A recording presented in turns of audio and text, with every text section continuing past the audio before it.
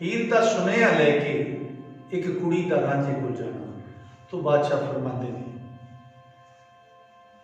कुड़ी समझ के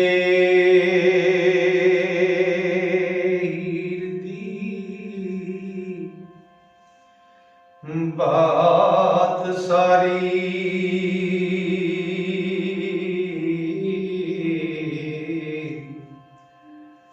रांझे यार नूं चार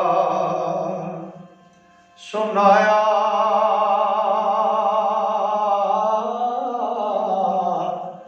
आंसू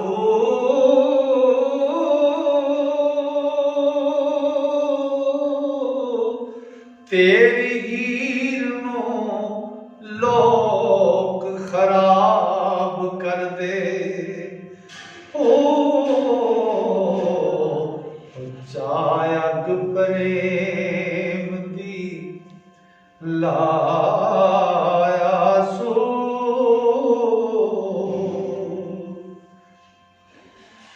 राजा सुनने बात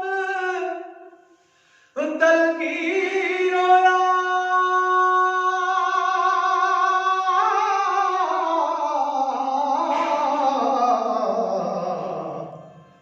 पीर सदने दी नियत चाया।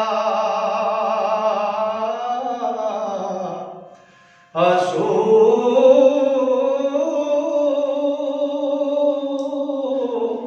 वारस शाह दरिया विच नहा के दे।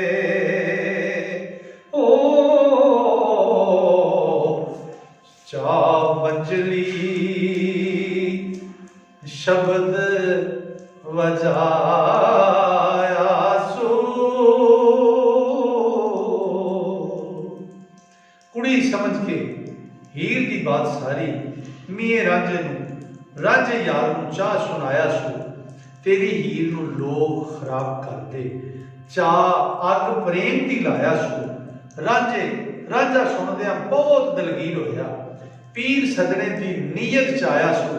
वारशाह दरिया विच नहा के थे शब्द वंजली चा बजाया सो।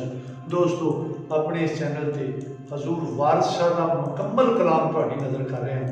तो जिहड़े दोस्त मुहब्बत नाल हजूर वारिस शाह के कलाम सुनना पढ़ना या सीखना चाहते हैं, उन्होंने मैं गुजारिश करना कि वो इस चैनल को सबसक्राइब करो तो टली को नप लिया जाए, ताकि मुकम्मल कलाम जिहड़ा है वो तुहाडे तक पहुँच सके। अस्सलाम वालेकुम।